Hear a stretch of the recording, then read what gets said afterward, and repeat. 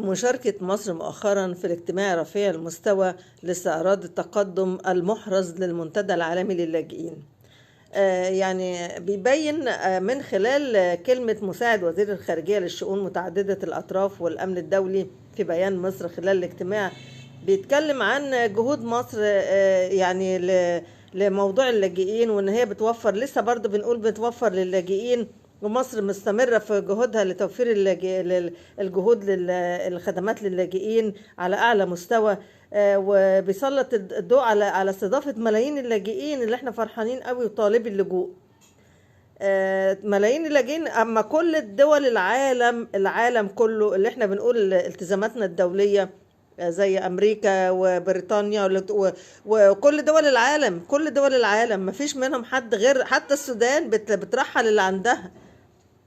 يعني حتى السودان اللي الملايين بتوعهم موجودين بيقول لك مفيش لا للوجود الاجنبي في بلدنا. سوريا برضو رحلت برضو اللبنانيين والكلام دوت.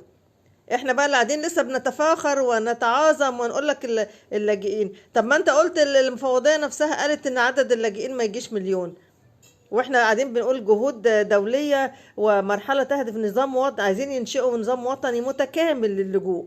يعني انت بتمهد بقى المرحلة بقى ايه اللجوء، احنا نبقى بقى ايه اللجوء بقى شغال عندنا. ما احنا شايفين جنسيات من كل حتة، اشي من تشاد، اشي من مالي، اشي كل الجنسيات الافريقية رايحين جايين علينا. يعني ايه هو المطلوب ايه؟ وبعدين ما انت بتقول العالمي، طب انت بتشوف، المفروض تشوف الشعب عايز ايه. الشعب اللي هو مسحوم بالملايين اللي انت بتقول عليهم لاجئين، هم مش لاجئين دلوقتي، خلاص خلص انتفى عنهم موضوع اللجوء. وده اللي قالته مفوضية اللاجئين، اللي نفس المصريين رافضين وجودها اصلا، واحنا مش عايزين موضوع اللاجئين ده اصلا. وهم دلوقتي مش لاجئين لان العدد اللاجئين قلنا ما يجيش مليون، الباقي ده كله ايه اسمه ايه؟ والناس اللي داخله خارجه عماله تتصور سيلفي الحدود ده، سيلفي الحدود وانتهاك للدوله بالشكل دوت، وغير قله ادبهم وشتايمهم لينا واحنا قاعدين بفلوسنا واحنا قاعدين غصب عن عينكم والكلام ده.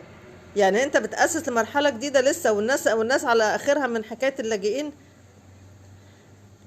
ومساعد وزير الخارجية في الاجتماع بيقول لك الوضع في السودان ان احنا بنتحمل مسؤوليات استضافة الملايين وبنقدم الرعاية والحماية والخدمات الأساسية. طب احنا كمان المصريين عايزين الرعاية والحماية والخدمات الأساسية اللي احنا مش لاقيينها.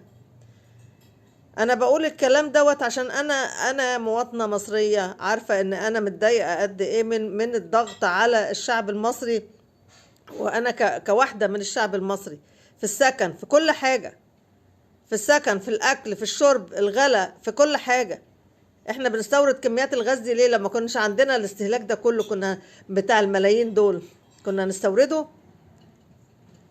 يعني يا ريت ده احنا على اول السنة الجديدة، يا ريت بس احنا ما نرضيش المجتمع الدولي اللي هو اصلا يعني مش هنقول هو نفسه بيتعامل مع القضية دي ازاي. احنا عايزين نقلد المجتمع الدولي في التعامل مع قضية اللاجئين، وكل الناس بتنظف بلدها. احنا بقى كل اللي هم اللي بينظفوه بيجي يقعد عندنا احنا بقى.